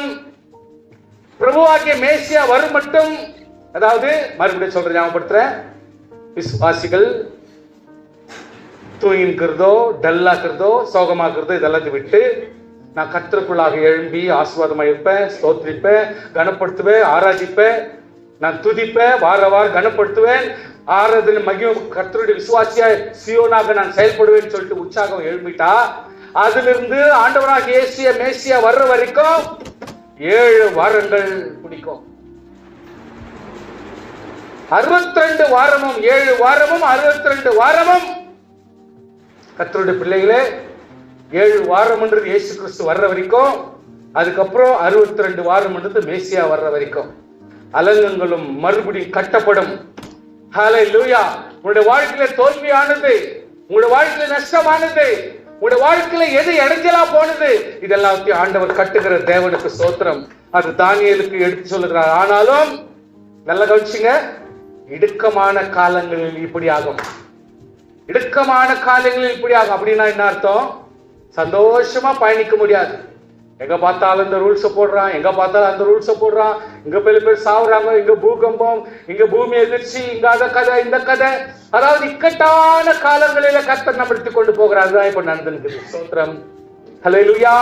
அதான் இப்ப நடந்துருக்குது. எதுவும் சமாதானமா நம்ம நடத்தின் போல, எங்க பார்த்தாலும் ஒரு துக்க செய்தி தான். இதற்கு மத்தியில ஆண்டவராகிய கர்த்தர் நம்மை கட்டி கொண்டிருக்கிறார். ஆனாலும் தமக்காக அல்ல, நகரத்தையும் பரிசுத்த ஸ்தலத்தையும் வரப்போகிற பிரபுவின் ஜனங்களை அழித்து போடுவார்கள். விசுவாசிகளை அழித்து போடுவார்கள். விசுவாசம் சொல்லுகிற சபையை அழித்து போடுவார்கள், நாசம் பண்ணுவார்கள், எல்லாத்தையும் பண்றாங்க. அதன் முடிவு ஜலப்பிரவாரம் போல இருக்கும். எப்படி தண்ணி வந்து வாரி போச்சோ அது போல ஆண்டவருடைய நியாயத்திற்கு கூட இருக்கும் என்று சொல்கிறார். முடிவு பழுந்தும் யுத்தமும் நாசமும் உண்டாக நியமிக்கப்பட்டிருக்கிறது. விசுவாசியே, we need to understand இந்த ஸ்மால் கான்செப்டை கூட நம்ம மனசுல வச்சுக்கணும். ஆனால் கர்த்தரை தொழுகிற நீ வெட்கப்பட்டு போவதில்லை. அதை மனசுல வச்சுக்கோ. ஆண்டவரை தொழுகிற கர்த்தருடைய பிள்ளைகள் தங்களுடைய உபவாசத்திலும் தங்களுடைய ஜபத்திலும் தங்களுடைய பரிசுத்திலும் தேவ ஆவியானவர் நம்மை காப்பாற்றி நம்மை அற்புதமாய் நடத்துவார் என்பது நிச்சயம். ஹல்லேலூயா. உலகத்துக்கு வரும் நாச மோசங்களிலே வருகிற எல்லா காரியங்களும் தப்பித்துக் கொள்ள தேவன் நமக்கு போக்கை உண்டாக்குவார் என்பதை நீங்கள் மறந்து போக வேண்டாம். ஓசியாக்கு வரோம், பைபிளினுடைய ஓல்ட் டெஸ்டமென்ட் கடைசிக்கு வரோம். இஸ்ரவேல் இளைஞனா இருந்த போது நான் அவனை நேசித்தேன். யாக்கோபு இளைஞனா இருந்த போது நேசித்தேன். எகிப்திலிருந்து என்னுடைய குமாரனை வரவழைத்தேன் என்று சொல்லப்பட்டது. அவர்கள் தங்கள் அழைக்கிறவர்கள் முகத்துக்கு விலகி போய்விட்டார்கள். பாகால்களுக்கு பலியிட்டு விக்கிரகங்களை தூபம் காட்டினார்கள். பாத்தீங்களா? நம்ம பிள்ளைங்க செஞ்சா கூட நம்ம செஞ்ச மாதிரி தான் கர்த்தர் சொல்றார். நம்முடைய ஜனங்கள் செஞ்சா கூட சரி, நம்ம செஞ்ச மாதிரி தான் கர்த்தர் பேசுறார். அதனால இதை விட்டு பாருங்கள்ல, நாம் எப்ராயிமை கைப்பிடித்து நடக்க பழகினேன். பா இப்படித்தான் நடு, இப்படி நடக்காதேன்னு சொல்லிட்டு கை பிடிச்சு கர்த்தர் நடத்துறாராம். ஆனாலும் நான் தங்களை குணமாக்குகிறோம் என்று அறியாமல் போனார்கள். அவரை சுகப்படுத்துவாங்க, ஆசீர்வதிக்கிற கர்த்தர் என்று அவங்க நினைக்கல. மனுஷரை கட்டி இழுக்கிற அன்பின் கைகளால் நான் அவர்களை இழுத்தேன். அவர்கள் கழுத்துகளின் மேல் இருந்த நுகத்தடை எடுத்து போடுவர்களை போல இருந்து அவர்கள் பட்சமாய் சாய்ந்து அவர்களுக்கு ஆகாரம் கொடுத்தேன். கர்த்தருக்கு ஸ்தோத்திரம் பண்ணுங்க, பார்க்கலாம். ஹல்லேலூயா. What God does. ஹல்லேலூயா. ஓசியால அப்படி சொல்லப்படுகிறது. ஹகாயில என்ன சொல்லுதுன்னா, செருபாபேலே நீ திடன் கொள், செருபாபேலே நீ திடன் கொள், யோசதாக்கின் குமாரனாகிய யோசுவா என்னும் பிரதான ஆசாரியனே நீ திடன் கொள். தேசம் உங்களுடைய பேரை நீங்க தட்டுல போட்டுங்க, திடன் கொள். தேசத்தின் எல்லா ஜனங்களே நீங்கள் திடன் கொள்ளுங்கள், வேலை நடத்துங்கள் என்று கர்த்தர் சொல்லுகிறார். ஸ்தோத்திரம். ஜெபிக்கிறவங்க ஜெபிக்குங்க, துதிக்கிறவங்க துதிக்கிற, உபாசிங்க, கஷ்டப்படுங்க, பிரயாசப்படுங்க.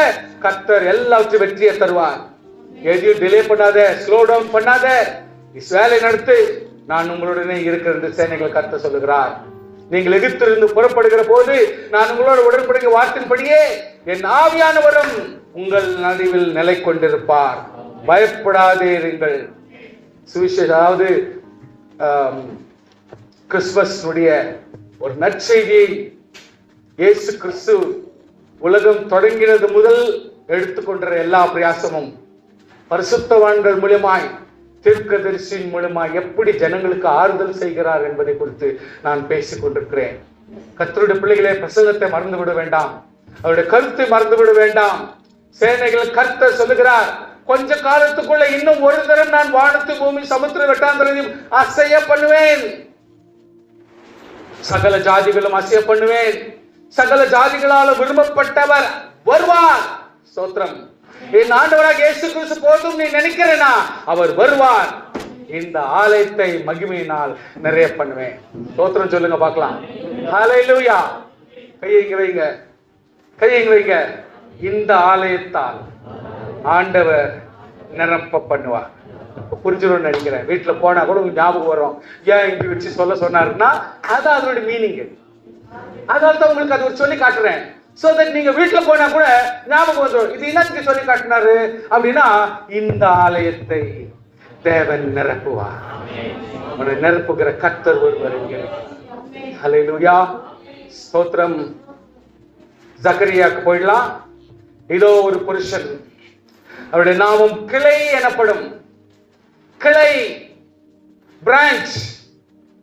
அவர் பிரான்ச் என்று சொல்லப்படுவார். அவர்தான் இயேசு கிறிஸ்து. He is the Christ Jesus. அவருடைய நாமம் கிளை எனப்படும். அவர் தம்முடைய ஸ்தானத்திலிருந்து முளைத்தெழும்பி கர்த்தருடைய ஆலயத்தை கட்டுவார். ஸ்தோத்திரம். அவரே கர்த்தருடைய ஆலயத்தை கட்டுவார். அவர் மகிமை பொருந்தினவராய் தம்முடைய சிங்காசனம் வீட்டிலிருந்து ஆளுகை செய்வார். தம்முடைய சிங்காசனம் மேல் ஆசாரியராக இருப்பார். இவ்விரண்டின் நடுவாக சமாதானத்தின் ஆலோசனை விளங்கும். கர்த்தருக்கு ஸ்தோத்திரம். ஹல்லேலூயா. பழைய ஏற்பாட்டின் கடைசி புத்தகம் மல்கியாவில் சொல்லப்படுகிறது. 3ஆம் அதிகாரம் 1 முதல் 6 முதல், இதோ நான் என் தூதனை அனுப்புகிறேன். ஹல்லேலூயா. Last book. இப்ப ஆண்டவர் என்ன சொல்றாரு? எலியாவை பத்தி பேசுறாரு. அவனை தூதனா கர்த்தர் பாவிக்கிறாரு. அவன் ஆண்டவருடைய வழி ஆயத்த பண்றதுக்காக, ஒரு ஆள் ஏற்பாடு பண்றதுக்காக, கர்த்தர் ஒரு மனுஷனை ஏற்பாடு பண்றதுக்காக இந்த ஒரு டிக்ளரேஷன் கொடுக்கிறார். எப்படின்னா, அவன் எனக்கு முன்பாக போய் வழியை ஆயத்தம் பண்ணுவான். மெல்கிசேதேக்கு எத்தனை பேருக்கு தெரியும்? பழைய ஏற்பாடுல ஆபிரகாமுக்கு வெற்றி பெற்று வரும் பொழுது அவன் மெல்கிசேதேக்கு வந்து அவர் ஆசீர்வதித்து, அப்பத்தையும் ரொம்ப டயர்டாக்குறீங்க, நீங்க போய் கஷ்டப்பட்டு மீட்டு கொண்டீங்க, பிரச்சனையெல்லாம் சால்வ் பண்ணிட்டீங்க அப்படின்னு சொல்லிட்டு மெல்கிசேதேக்கு வந்து ஆபிரகாமுக்கு அது கொடுக்கிறார். கொடுக்கும் பொழுது ஆபிரகாம் ரொம்ப குஷி ஆயிட்டு, இவர் யாருன்னு தெரியலையே, சாலேமின் ராஜான்றாங்க, ஆனா வசனத்துல பார்த்தா அவருக்கு அப்பா இல்லை, அம்மா இல்லை, எங்க பிறந்தாரு, எந்த டீட்டெயில் பயோகிராஃபியே கிடையாது. இப்படிப்பட்ட ஒரு மனுஷன் அப்படின்னா என்ன அர்த்தம்னா, ஒரு மனுஷனை கர்த்தர் ஆசீர்வதிக்கும் பொழுது, ஒரு மனுஷனை கர்த்தர் சந்திக்கணும், அப்நார்மலா சந்திக்கணும்னா, யாரும் உருவு தெரியாமல், அடையாளம் தெரியாமல், பிறப்பு இறப்பு தெரியாமல், அவர் எப்போ செத்தாரு, எப்போ பழிச்சாரு, எப்போ பிறந்தாரு, யாருக்கு பிறந்தாரு தெரியாத ஒரு மனுஷனை ஆண்டவரே வந்து அங்க இறங்குகிறார். அவர் தான் மெல்கிசேதேக்கு. அல்லேலூயா. புரியுதுங்களா? இந்த மெல்கிசேதேக்குன்றவர் எப்படி வந்து ஒரு மனுஷனை ஆறுதல் படுத்துறதுக்காகவும், ஒரு மனுஷனை சமாதானப்படுத்துறதுக்காகவும் பர்சனலா வந்து அப்பத்தையும் அவங்க கொடுத்து சாப்பிட வச்சுட்டு, அந்த ஆபிரகாம் கொடுக்கிற எல்லாத்திலும் அவர் கொடுக்கிற தசபாகத்தை வாங்கி அவர் போனார் பாருங்க, ஆசீர்வதிச்சுட்டு. இது தேவனாகிய கர்த்தர் உங்களுக்கு பிரத்யட்சமாய் வந்து நம்மளோடு கூட பங்கு பெறுற ஒரு நல்ல விஷயம். ஹல்லேலூயா. சோ கர்த்தருடைய இப்படிப்பட்ட ஒரு வினோதமான காரியங்களை புரிந்து கொள்ளும்படியாகத்தான் இந்த இடத்துல சொல்லப்பட்டிருக்கிறது. கர்த்தர் என்ன சொல்றாருன்னா, அப்பொழுது நீங்கள் யோவான் ஸ்நானகன் அவரை வந்து ஒரு பரிசுத்தவான் லிஸ்ட்லயோ இல்ல இருக்கிற தீர்க்கதரிசி லிஸ்ட்லயோ இந்த மாதிரி ஒரு பெரிய ஸ்மார்ட் ஆளுடைய லிஸ்ட்ல போடுறதுக்காக இல்ல, நல்லா கவனிச்சுங்க, மெல்கிசேதேக்குடைய லிஸ்ட்ல போடணும். ஏன்னா எந்த மனுஷனோட பழக மாட்டா, யாரோட சாப்பிட மாட்டா, எல்லாரும் போடுற துணி அவர் போட மாட்டா, அவர் எங்க தங்குறாருன்னு யாருக்கும் தெரியாது, அவர் வனாந்தரத்துல தான் இருப்பார். ஏன்னா for the purpose of preparing, இயேசு கிறிஸ்துவோட வருகைக்கு ப்ரிப்பேர் பண்றதுக்காக மட்டும்தான் இவர் ஆயத்தப்படுத்துறார். ஏன் சாகடிக்கப்பட்டார் நீ கேள்வி கேட்டா இதுக்கு பதில் ஆண்டவர் கூட சொல்ல மாட்டார் உனக்கு. ஏன்னா அவர் வந்த ப்ரோக்ராமே அதுதான், அவர் எடுத்துக்கொள்ளப்படுகிற ப்ரோக்ராமே அதுதான். அவரை போயிட்டு நீங்க தீர்க்கதரிசி லிஸ்ட்ல அந்த லிஸ்ட்ல போட்டு சேர்த்து நீங்க பெருமை பாராட்டுறது கிடையாது. இவங்கெல்லாம் ஆண்டவராலே உருவாக்கப்பட்டு ஆண்டவராலே எடுக்கப்படுகிறவர்கள். சோத்திரம் பண்ணுங்க பார்க்கலாம். ஹல்லேலூயா. அதனால தான் இந்த இடத்துல அப்பொழுது நீங்கள் தேடுகிற ஆண்டவரும் நீங்கள் விரும்புகிற உடன்படிக்கை தூதனுமானவர் நம்முடைய ஆலயத்துக்கு தீவிரமாய் வருவார். நீங்க எப்படின்னா யோவான் ஸ்நானகத்தை பத்தி நீங்க எப்படாவது யாருக்குன்னா சொல்லணும்னு ஆசைப்பட்டா இந்த வார்த்தைகளை நீங்க எழுதி கொள்ளலாம். அதாவது ஒரு தூதன் அவன். அல்லேலூயா. நம்பர் 1 யார்? அவரு தூதன். நம்பர் 2 அவர் யாரு? இயேசு கிறிஸ்துக்கு வழியை ஆயத்தம் பண்ணுகிற ப்ரிப்பேரர், ப்ரோக்ராம் ப்ரிப்பேரர் அவரு. நெக்ஸ்ட் என்னது? நீங்கள் விரும்புகிற உடன்படிக்கையின் தூதன். ஆண்டவர் என்ன ப்ரோக்ராமுக்காக அனுப்புறாரோ அந்த ப்ரோக்ராம், அந்த உடன்படிக்கை, அந்த கட்டளை நிறைவேற்றுகிற ஒரு ஆளாக இருந்தார் என்பது இந்த இடத்துல நீங்க புரிஞ்சுக்கணும். தம்முடைய ஆலயத்துக்கு தீவிரமாய் வருவார். தூதனானவர் தம்முடைய ஆலயத்துக்கு தீவிரமாய் வருவார். சோ வர்ற கான்செப்ட், ஏன் வர்றாரு, எந்த காரியத்துக்காக வர்றாரு, ஏன் வர்றாரு, எப்போ வர்றாரு அப்படின்ற டீடைல் நீங்க வெறும் மத்தேயில போய் படிக்கிறது மட்டும் இல்லை, இங்க மலாக்கியில கூட நீங்க யோவான் ஸ்நானகனை பத்தி கிளீனா டீட்டெயில் இங்க கூட படிச்சுக்கலாம். அதனால சொல்றத கொஞ்சம் நீங்க கேட்டுக்கின்னு அங்கங்க நீங்க பலப்படுறது நல்லது. இதோ வருகிறார் என்று சேனைகளின் கர்த்தர் சொல்கிறார். யார் வர்றது? ஆண்டவராகிய கர்த்தர் வருகிறார். ஹல்லேலூயா. கிறிஸ்துமஸ் பறைசாற்றுதல் இங்க மல்கியால தெளிவாக சொல்லப்பட்டிருக்கிறது. ஆனாலும் அவர் வரும் நாளை சகிப்பவன் யார்? அவர் வெளிப்படுகையில் நிலைப்பவன் யார்? அவர் புடமிடுகிறவருடைய அக்கினை போலவும் வண்ணாருடைய சவுக்காரத்தை போலவும் இருப்பார். அவர் உட்கார்ந்து வெள்ளியை புடமிட்டு சுத்திகரித்து கொண்டிருப்பார்.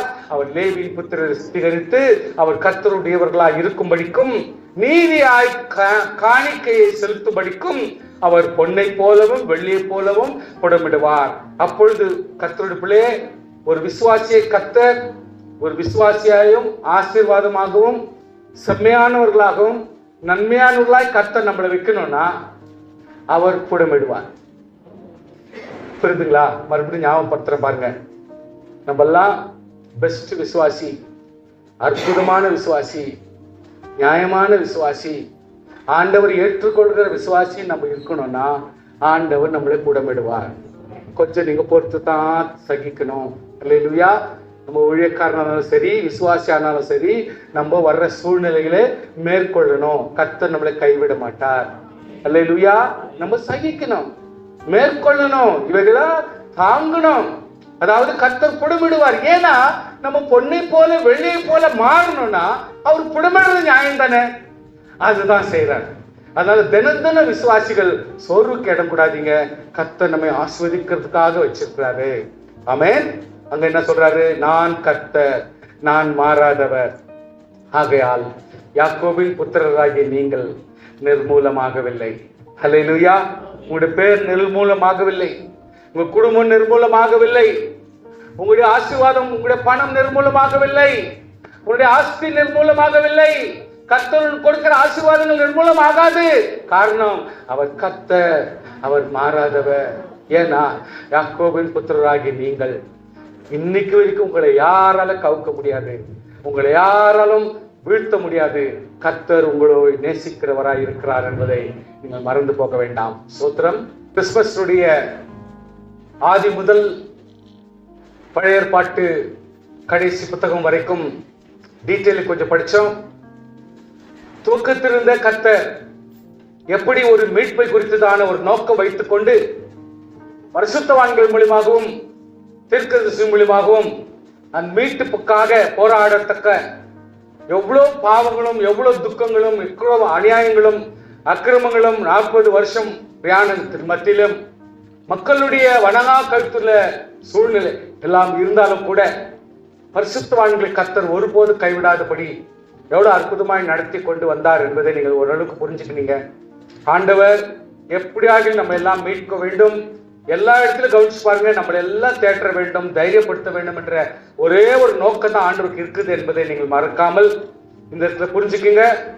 சோ கர்த்தருடைய பிள்ளைகளே, இந்த இடத்துல ஜஸ்ட் ஒரு ஆறுதல் படுத்துறதுக்கு, அதாவது சில எச்சரிப்பை கொடுக்கறதுக்கு வந்து நீங்க படிச்சுங்க. இப்போ எப்படியெல்லாம் கர்த்தர் ஆறுதல் படுத்துறாரு, எப்படி இந்த கிறிஸ்துமஸ் ஒரு ஆறுதலா இருக்க முடியும் அப்படின்றதுக்கு சில வசனங்களை மடமட படிச்சு முடிச்சிடுறேன் நான். இதோ எரேமியா 31 படிக்கிறோம். நாட்கள் வரும் என்று கர்த்தர் சொல்லுகிறார், இஸ்ரவேல் குடும்பத்தாரும் யூதா குடும்பத்தாரும் புது உடுக்கை பண்ணுவேன். நான் அவர்கள் பிதாக்களை எகிப்து தேசத்திலிருந்து வரவழைத்து கைப்பிடித்த நாளிலே அவர்களோடு பண்ணின உடன்படிக்கை படி அல்ல, ஏனெனில் நான் அவர்களுக்கு நாயகராயிருந்தும் என் உடன்படிக்கை மீறி அவமாக்கி போட்டார்களே. அதுக்கு ஒரு துக்கமா சொல்றார், அந்நாட்களுக்கு பிறகு நான் இஸ்ரவேல் குடும்பத்தோட பண்ணின உடன்படிக்கையாவது நான் என் நியாயப்பிரமாணத்தை அவர்கள் உள்ளத்திலே வைத்து அதை அவர்கள் இருதயத்திலே எழுதி நான் அவர்கள் தேவனாய் இருப்பேன், அவர்கள் என் ஜனமாய் இருப்பார்கள் என்று சொல்லி அவர்கள் சிறியவன் மேலும் பெரியவன் மேலும் எல்லாரும் என்னை அறிந்து கொள்வார்கள் என்று கர்த்தர் சொல்லுகிறார். நான் அவர்கள் அக்கிரமத்தை மன்னித்து அவர்கள் பாவங்களை இனி நினையாதிருப்பேன். கர்த்தருக்கு ஸ்தோத்திரம். விசுவாசிகளே, நீங்க கர்த்தரை நேசித்து சபைக்கு வருவதும் சபையை கனப்படுத்துவதும் ஆராதிக்கிறதும் ஜெபிக்கிறதும் துதிக்கிறதும் நீங்க செய்கிற இந்த செயலை கர்த்தர் கண்ணோக்கி பார்க்கிறார். நிச்சயமாகவே இந்த ஒவ்வொரு செயல் மேலும் தேவனாகிய கர்த்தர் நம்முடைய ஜெபங்களை கேட்டு நம்மளை பாதுகாப்பு ஆசீர்வதிப்பார் என்பது நிச்சயம். அதனால ஒரு புக்ல ஒரு வசனம் தான் எடுத்திருக்கிறேன், இருந்தாலும் இங்க வாசிக்கலாம். ஏசாயா 40 வாசிக்கிறோம், என் ஜனத்தை ஆற்றுங்கள், தேற்றுங்கள், எருசலேமுடன் பட்சமாய் பேசி அதன் போர் முடிந்தது என்றும் அதன் அக்கிரமம் நிவர்த்தியாயிற்று என்றும் அது தன் சகல பாவத்தின் நிமித்தம் கர்த்தரின் கையில் இரட்டிப்பாய் அடைந்து தீர்ந்தது என்றும் அதுக்கு கூறுங்கள் என்று தேவனாய் கர்த்தர் சொல்லுகிறார். கர்த்தருக்கு வழியை ஆயத்தப்படுத்துங்கள். அதாவது இயேசு கிறிஸ்து வர்றதுக்காக நீங்க வழியை ஆயத்தம் பண்ணுங்க, ரெடி பண்ணுங்க. ஏதோ யோவான் ஸ்நானன் சொல்லிட்டாங்க, அவர் பண்றாரு, அது வேற இல்லை விஷயம். இன்றைக்கு ஒவ்வொரு யாக்கோபா இருக்கிறவங்களுக்கு, இஸ்ரவேலர்களுக்கு கர்த்தர் சொல்லுகிறார், you prepare the way for happiness. நம்முடைய குடும்பத்துல சமாதானம் வர்றதுக்கு நம்ம எல்லாரும் ஆயத்தப்படுத்தணும். ஏதோ கிறிஸ்துமஸ் நாள் ஒரு நாள் சமாதானமா இருக்கிறதுக்காக நம்ம போராடுறது அல்ல. ஒரு விசுவாசி குடும்பத்துல ஆறுதல் வர்றதுக்காக, ஆண்டவருடைய ஆசீர்வாதம் குடும்பத்துல வர்றதுக்காக நம்ம எல்லாரும் ஆயத்தப்படணும். அல்லேலூயா, ஸ்தோத்திரம். பள்ளமெல்லாம் உயர்த்தப்படும், சகல மலை குன்றுகள் தாழ்த்தப்பட்டு கோணலான செவையாகி கரடு முடரானவைகள் சமமாக்கப்படும். கர்த்தரின் மகிமை வெளியேற்றமாகும், மாம்சம் மான யாவும் அது ஏகமாய் காணும். கர்த்தரின் வாக்கு அதை உரைத்தது வனாந்தரத்தில் கூப்பிட்டு சத்தம் உண்டாயிற்று. பின்னும் சத்தம் கூப்பிட்டு சொல் என்று ஒரு சத்தம் உண்டாயிற்று. என்னை கூப்பிட்டு சொல்லுவேன் என்றேன். அதற்கு மாம்சம் எல்லாம் புல்லை போலவும் அதன் மேன்மையெல்லாம் வெளியின் பூவை போலும் இருக்கிறது. கர்த்தரின் ஆவி அதன் மேல் ஊதும் போது புல் உலர்ந்து பூ உதிர்ந்து உதிரும். ஜனமே புல், புல் உலர்ந்து பூ உதிரும். நமது தேவனுடைய வசனமோ என்றென்றைக்கு நிற்கும் என்பதே சொல் என்று உரைத்தது. சியோன் என்னும் சுவிசேஷகியே, நீ உயர்ந்த பர்வதத்தில் ஏறு. எருசலேம் என்னும் சுவிசேஷகியே, நீ உரைத்த சத்தமிட்டு கூப்பிடு. பயப்படாமல் சத்தமிடு. யூதா பட்டணங்களை நோக்கி, இதோ உங்கள் தேவன் என்று கூறு. ஸ்தோத்திரம், ஹல்லேலூயா. இதோ கர்த்தராகிய ஆண்டவர் பராக்கிரமசாலியாக வருவார். அவர் தமது புயத்தினால் அரசாளுவார். இதோ அவர் அளிக்கும் பலன் அவரோட கூட வருகிறது. கர்த்தர் நமக்கு கொடுக்கிற ஆசீர்வாதம் அவரோட கூட வருகிறது என்பதை கிறிஸ்துமஸ் செய்தியாகவும், அவர் கொடுக்கும் பிரதிபலன் அவருடைய முகத்துக்கு முன்பாக செல்லுகிறது. மெய்ப்பனை போல தமது மந்தை மேய்ப்பார். ஆட்டுக்குட்டிகளை தம் புயத்தினாலே சேர்த்து தமது மடியிலே சுமந்து கடவுளாடுகளை மெதுவாய் நடத்துவார். ஸ்தோத்திரம், ஹல்லேலூயா. கொஞ்சம் அர்த்தம் புரிஞ்சுங்க. கர்த்தர் எவ்வளவு தூரத்துக்கு, ஆளுக்கு தகுந்த மாதிரி, குழந்தைகளுக்கு தகுந்த மாதிரி, வாலிபருக்கு தகுந்த மாதிரி, வயோதிபருக்கு தகுந்த மாதிரி கர்த்தர் எப்படி நீங்க பதில் புரிஞ்சுக்கணும். ஆண்டவர் ஒரு வயதான ஆள்கிட்ட போயிட்டு ஹார்ஷா பேச மாட்டார், சத்தமா பேச மாட்டாரு. கர்த்தர் கண்டிப்பாக பேச மாட்டார். அவர்களுக்கு தகுந்தார் போல பேசுவார். வாலிபருக்கு தகுந்த மாதிரி பேசுவார், குழந்தைகளுக்கு தகுந்த மாதிரி பேசுவார். நொந்து போனவர்கள் தக்கால்வாறு கர்த்தர் பேசுவார். ஸோ எல்லாருக்கும் ஒரே மாதிரி, இப்போ வேசனம் பாசனம் படிச்சிட்டோம், எல்லாருக்கும் ஒரே மாதிரி நீங்க எப்படி அண்டர்ஸ்டாண்டிங் எடுத்துருங்க அப்படி இல்லை. கர்த்தர் அவர்களுடைய சூழ்நிலைக்கு தக்கவாறு அவர்களை நேசித்து மெதுவாக நடத்தி சீர்படுத்துகிற கர்த்தர் என்பதை நீங்கள் மறந்து போக வேண்டாம். ஹல்லேலூயா, ஸ்தோத்திரம். ஜான் த பேப்டிஸ்ட் பாருங்க, அவர் வித்தியாசம் ஆளு. நான் ஆல்ரெடி சொல்லிட்டேன் உங்களுக்கு. அதனால அவருடைய நடப்பு, அவருடைய பேச்சு, அவருடைய வெளிப்பாடெல்லாம் மெல்கிசேதேக் மாதிரி இருக்காது. ஏன்னா இவர் பாரு ஆயத்தப்படுத்துறவருன்னா எது கரடு முரடா இருக்குதோ, எது இஷ்டம் இல்லாம இருக்குதோ, செய்யறதுக்கு முரண்பாடான இருக்குதோ, எது இஷ்டப்படாம தான் இயேசு கிறிஸ்து வர்றதுன்ற தேவையில்லை, நான் தான் ராஜா அப்படின்ற லெவல்ல இருக்குது பாருங்க. இந்த மாதிரி இடத்துக்கு வர்ற பொழுது யோவான் ஸ்நானகன் அவர் டைப்பே வேற மாதிரி தான் இருக்கும். அவர் எப்படி வர்றாருன்னா, அந்நாட்டில் யோவான் ஸ்நானன் யூதாவை வனாந்தரத்தில் வந்து மனம் திரும்புங்கள், அவரோட தான் பேசியிருப்பாருன்னு நினைக்கிறேன். மனம் திரும்புங்கள், பரலோக ராஜ்யம் சமீபமா இருக்கிறது என்று பிரசங்கம் பண்ணினான். எப்படி இருக்கும் அப்படி அந்த வார்த்தை எப்படி இருக்கும்? ஏன்னா இது வரைக்கும் கேட்கல யாரும். இது வரைக்கும் அந்த மாதிரி யாரும் பிரசங்கம் பண்ணிருக்க மாட்டாங்க. இது வரைக்கும் யாரும் ரப்பா பண்ணிருக்க மாட்டாங்க. ஒரு ஒட்டகத்தோல் போட்டுக்கின்னு, ரப்பு மூஞ்சி வச்சுக்கின்னு, ஒரு தாடியெல்லாம் வச்சுக்கின்னு, முடி கொஞ்சம் வெட்டாம, அவன் பாட்டுக்கு ஒரு ரப்பான முடிய ரப்பான ஆளா வந்து ஒரு இடத்துல வந்து சத்தம் போட்டா எப்படி இருக்கும்? யோசனை பண்ணி பாருங்க. கர்த்தருக்கு வழியை ஆயத்தப்படுத்துங்கள், அவருக்கு பாதையை செவப்படுத்துங்கள் என்று வனாந்தரத்தில் கூப்பிட்டு சத்தம் உண்டாயின்று. ஏசாயா தீர்க்கதரிசியால் சொல்லப்பட்டவன் அவன் இவனே. சோ இந்த ஆளை குறித்து ஏசாயா தீர்க்கதரிசி சொல்லப்பட்டிருக்கிறது. ஏசாயா புத்தகத்தில் இருக்கிறபடினாலே அதுக்கு பாதகமா அதனுடைய நிறைவாய் வருகிறவன் தான் இந்த யோவான் ஸ்நானகன். என்னன்றா, இந்த யோவான் ஒட்டகமாய் முடி உடைய தரித்து தன் அறையில் வார்க்கச்சை கட்டிக்கொண்டு, அதாவது பெல்ட் விட்டுக்கிளியை காட்டு தனி அவனுக்கு ஆகாரமா இருந்தது. அப்போ எருசலேம் நகரத்தார், யூதேய தேசத்தார் அனைவரும் யோர்தான் அடுத்த சுற்றுப்புறத்தார் யாவரும் அவனுக்கு போய் தங்கள் பாவங்களை அறிக்கையிட்டு யோர்தான் நதியில் அவனுக்கு ஞானஸ்தானம் பெற்றார்கள். பரிசேயரும் சதுசேயர் அநேக தன்னிடத்தில் ஞானஸ்தானம் பெற வருகிறதை கண்டு, பாருங்க, அங்க கூட விட்டு வைக்கல. அவன் வந்து எவ்வளவு ஸ்ட்ரிக்டா பேசுறானா, விரியன் பாம்பு குட்டிகளே, வரும் கோபத்துக்கு தப்பித்துக் கொள்ள உங்களுக்கு வகை காட்டினவன் யார்? மனம் திரும்புவதற்கு ஏற்ற கனியை கொடுங்கள். நெக்ஸ்ட் இன்னொரு பாயிண்ட் சொல்றாரு, ஆபிரகாம் எங்களுடைய தகப்பன் என்று உங்களுக்குள்ளே சொல்லிக்கொள்ள நினையாதிருங்கள். அவங்களுக்குள்ள பெருமை இருக்குது. ஆபிரகாம் எங்களுடைய அப்பா, எங்களுடைய முற்பிதா அப்படின்னு சொல்லிக்கின்னு இப்படி வாழ்றது அவங்களுடைய ப்ரோக்ராமா இருக்குது. தேவன் இந்த கல்லுகளினாலே ஆபிரகாமுக்கு பிள்ளைகளை உண்டு பண்ண வல்லவரா இருக்கிறார் என்று உங்களுக்கு சொல்லுகிறேன். இதோ கோடரியானது, பாருங்க, இவருடைய ஸ்டேட்மெண்ட் எல்லாமே வெட்டு 1 துண்டு 2 தான் இருக்குது. இவன் சொல்றது எல்லாமே ரொம்ப ஸ்ட்ரிக்டா தான் போகுது. எதுவுமே பாசமோ பந்தமோ பரிவசமோ கெஞ்சுறதோ கூத்தலாடுதோ இது போல எதுவுமே இதுக்கு சான்சஸே கிடையாது. எது இருந்தாலும் வெட்டு 1 துண்டு 2 கரெக்டா பேசுறான். நல்ல கனி கொழாத மரம் எல்லாம் விட்டுண்டு அக்கினியிலே போடப்படும். மனம் திரும்புவதற்கு என்று ஞானஸ்தானம் ஜலத்தில் ஞானஸ்தானம் கொடுக்கிறேன். எனக்கு பின் வருகிறவரோ என்னிலும் வல்லவரா இருக்கிறார். அவருடைய பாதரட்சி சுமக்கிறதுக்கு நான் பாத்திரம் அல்ல, செப்பல் கூட, அவருடைய செப்பல் நான் எடுக்கிறது கூட நான் தகுதி இல்லைன்றாரு. பரிசுத்த ஆவியினாலும் அக்கினியினாலும் உங்களுக்கு ஞானஸ்தானம் கொடுப்பார். தூற்று கூட அவர் கையில் இருக்கிறது. ஹல்லேலூயா. அதாவது காத்துல தூற்றுறாங்க பாருங்க கோதுமையை, அந்த தூற்று கூடை அவர் கையில் இருக்கிறது. அவர் களத்தை நன்றாய் விளக்கி கோதுமையை களஞ்சியத்தில் சேர்ப்பார். பதறியோ அழியாத அக்கினியிலே சுட்டெரிப்பார். ஸ்தோத்திரம். ஹல்லேலூயா. ஸ்தோத்திரம் சொல்லுங்க பார்க்கலாம். தமது கோதுமையை சொல்லுங்க எல்லாரும், தமது கோதுமையை களஞ்சியத்தில் சேர்ப்பார். ஆமென். நாம் ஒவ்வொருவரும் அந்த கோதுமைகளாக இருப்போமாக.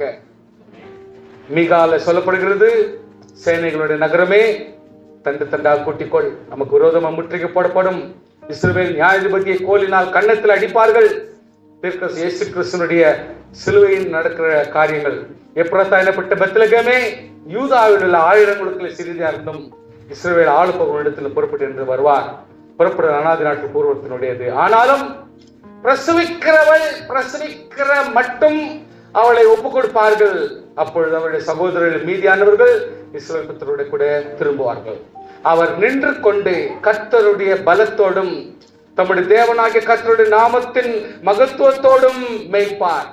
ஆண்டவர் என்ன செய்றாரு? அவர் நின்று கொண்டு கர்த்தருடைய பலத்தோடும் தம்முடைய தேவனாகிய கர்த்தருடைய நாமத்தின் மகத்துவத்தோடும் மேய்ப்பார். ஆகையால் அவர்கள் நிலைத்திருப்பார்கள். அவர்கள் இனி பூமியில் எல்லை பரியந்தமும் மகிமைப்படுவார். இவரே சமாதானக்காரர். இவரே இந்த கிறிஸ்துமஸ் சமாதானக்காரனர். கிறிஸ்துமஸ் எதுக்கு? சமாதானத்துக்காகவே கொடுக்கப்படுகிறது. கர்த்தருக்கு ஸ்தோத்திரம். சோ இது ஆல்ரெடி ஏசாயா 7ஆம் அதிகாரம் உங்களுக்கு நல்லா படிச்சிருக்கீங்க. மத்தேயு 1ஆம் அதிகாரம் நீங்க அதிகமா படிச்சிருக்கீங்க. இயேசு கிறிஸ்துவானவர் எப்படி பிறப்பார், இயேசு என்று பெயரிடுவார்கள், இம்மானுவேல் என்று பெயரிடுவார்கள் அப்படின்னா, கர்த்தருடைய பிள்ளைகளே, ஆண்டவராக இயேசு கிறிஸ்து ஏசாயா 61 அவர் எதுக்காக வர்றார் அப்படின்ற டீடைல்ஸ் கம்ப்ளீட் போடப்பட்டு நாம் படிச்சிருக்கிறோம். அது போலவே ஏசாயா 42 கர்த்தர் சொல்கிறார், திருடரை கண்கள் திறக்கும், கட்டுண்டர்களை காவலிருந்து விடுதலையாக்கவும், இப்படி விஷயம் சொல்கிறார். சோ ஏசாயா 11ஆம் அதிகாரத்திலையும் ஈசாயின் அடிமரத்தில் ஒரு துளிர் தோன்றி கிளை எழும்பி அப்படின்றத டீடைல்ஸ் எல்லாம் கம்ப்ளீட் கொடுக்குறாங்க. ஆண்டவராகிய தேவன் தாமே நிச்சயமாய் இந்த கிறிஸ்துமஸ் நாட்களிலே நமக்கு ஆசீர்வாதங்களும் இரக்கத்தை கட்டளையிடுவாராக. ஹல்லேலூயா. கிறிஸ்துமஸ் சமாதானத்துக்காகவே கொடுக்கப்படுகிறது, ஆறுதலுக்காகவே கொடுக்கப்படுகிறது, மீட்புக்காகவே கொடுக்கப்படுகிறது. ஆண்டவராகிய கர்த்தர் சமாதானத்தின் தேவன் நம்மை ஆசீர்வாதமாய் நடத்த போதுமானவராய் இருக்கிறார். ஆண்டவர் சமூகத்திலே ஜெபிப்போமாக, ஸ்தோத்திரம் பண்ணுவோமாக, தேவனுடைய தயவை பெற்றுக் கொள்வோமாக. ஆண்டவர் ஆதி காலம் முதல் ஏதேன் தோட்டத்தில் இருந்தே ஒவ்வொரு ஜனத்தையும் பரிசுத்தவான்களையும் மீட்டுக் கொள்ளும்படி அவர் எடுத்த புரோகிராம் ஒவ்வொரு பரிசுத்தவான்கள் மூலமாகவும், தீர்க்கதரிசியின் மூலமாகவும், தீர்க்கதரிசனம் மூலமாகவும் அவர் அற்புதமாய் நடத்தி வந்த இந்த காரியங்களுக்காக ஸ்தோத்திரம். என் தேவனாகிய கர்த்தருடைய கிருபைக்காக ஸ்தோத்திரம். அவர் நம்மை கைவிடாமல் கடைசி வரைக்கும் நடத்துகிறவர் என்பதற்கு சந்தேகமே இல்லை. நம்மை கைவிடாத ஆண்டவருக்கு ஸ்தோத்திரம். அவர் நிச்சயமாய் நம்ம நடத்த போதுமானவர். ஹல்லேலூயா. உணர்ந்து கொள்ளுவோம். The Christmas blessing started. The happiness has to begin. ஒவ்வொரு குடும்பத்திலும் ஆறுதல் தொடங்க வேண்டும், ஒரு சமாதானம் தொடங்க வேண்டும். ஆண்டவராகிய கர்த்தருடைய கிருபை உங்களை கர்த்தர் எடுத்து பயன்படுத்துவாராக. உங்களுடைய சந்ததிக்கு உங்களை ஆறுதல் சமாதானமாகவும் கர்த்தர் உங்களை வைக்க தேவன் உங்களை திடப்படுத்துவாராக. ஸ்தோத்திரம் கர்த்தாவே. Praise the Lord. Praise the Lord. Praise the Lord. கொடுக்கப்பட்டதான ஆண்டவருக்கு நன்றி சொல்லலாமா? அவர் சமாதான பிரபு, அவர் நமக்காக சமாதான காரணராக மாறிவிட்டார். ஹalleluya, ஹalleluya. அவர் நம்மை கட்டுகிறவராய் இருக்கிறார், அவர் நம்மை பலப்படுத்துகிறவராய் இருக்கிறார். ஹalleluya. அவர் நம்மை ஆறுதல் படுத்துகிறவராய் இருக்கிறார், நம்மை தைரியப்படுத்துகிறவராய் இருக்கிறார். ஹalleluya, ஹalleluya. அநேக வசனங்களை பார்த்தோம். ஒவ்வொரு வசனமும் ஒவ்வொரு புத்தகத்திலும் ஒரு ரட்சிப்பை குறித்து நமக்காக கட்ட உண்டப்படுகிறதான மீட்பை குறித்து சொல்லப்படுகிறது. கர்த்தருடைய பிள்ளைகளே, இன்னைக்கு நாம் அதற்காக நன்றி சொல்ல போறோம். நன்றி ஆண்டவரே, என்னை மீட்கும்படியாக பரலோகத்தின் மேன்மையிலா விட்டு எனக்காக உலகத்துல வந்தீரே, உமக்கு நன்றி என்று சொல்லலாமா? நம்ம ஆரம்பித்து விடலாமா? நன்றி சொல்ல ஆரம்பித்து விடலாமா? சொல்லுங்க, எல்லாரும் வாயில திறந்து சொல்லுங்க. இன்னைக்கு கிறிஸ்துமஸ் என்கிற ஒரு காரியம் இல்லைன்னா நமக்கு பாவ மன்னிப்பு இல்லை, நமக்கு மீட்பு இல்லை. ஸ்தோத்திரம், ஹல்லேலூயா. அவர் இந்த உலகத்துல வந்தபடினால்தான், அவர் தம்முடைய ஜீவனை கொடுத்தபடினால்தான் இன்னைக்கு நமக்கு ரட்சிப்பு, இன்னைக்கு நமக்கு மீட்பு. அந்த மீட்புக்காக நன்றி சொல்லலாமா? ஹல்லேலூயா, ஹல்லேலூயா. எல்லாரும் வாயில திறந்து நன்றி சொல்லலாமா? கர்த்தருக்கு நன்றி சொல்லலாமா? உன்னை கட்டும்படியாய், உனக்கு சமாதானத்தை கொடுக்கும்படியாய், உன்னை ஆசீர்வதிக்கும்படியாய் கர்த்தர் இந்த உலகத்துல கொடுக்கப்பட்டார். ஹல்லேலூயா, ஹல்லேலூயா. நன்றி, நன்றி, நன்றி, நன்றி ராஜா. என் தேவனே, நன்றியோடு ஸ்தோத்திரிக்கிறோம் ஆண்டவரே, துதிக்கிறோம் ஆண்டவரே. ஹல்லேலூயா, ஹல்லேலூயா, ஹல்லேலூயா. ஸ்தோத்திரம், ஸ்தோத்திரம், ஸ்தோத்திரம், ஸ்தோத்திரம். பிதாவே, உமக்கு நன்றி. அருமரட்சகா, நல்ல காலவளைக்கும் நன்றி ராஜா. உம்முடைய கரத்திலே எங்களை தாழ்த்தி ஒப்புக்கொடுக்கிறோம். கர்த்தர் ஆண்டவரே, தொடர்ந்து எங்களோடு இருக்கிற நன்றி ராஜா. ஆண்டவரே, என்னை வந்து எதுவோ ஆண்டவரே ஒரு காலகட்டம் இல்லாதபடி என்னைக்கு நீ மனுஷனை சிருஷ்டித்தீரோ அப்பவே ஒரு ரட்சகரை எங்களுக்காக கொடுத்தீங்க. உமக்கு நன்றி ஆண்டவரே, நன்றி அப்பா. ஸ்தோத்திரம் ஆண்டவரே. உம்முடைய அன்பு பெரிது ஆண்டவரே, உம்முடைய பெரிது ஆண்டவரே, இந்த தயவு பெரிது கர்த்தாவே. ஸ்தோத்திரம். இந்த மீட்பருக்காக நன்றி சொல்லுகிறோம் ஆண்டவரே.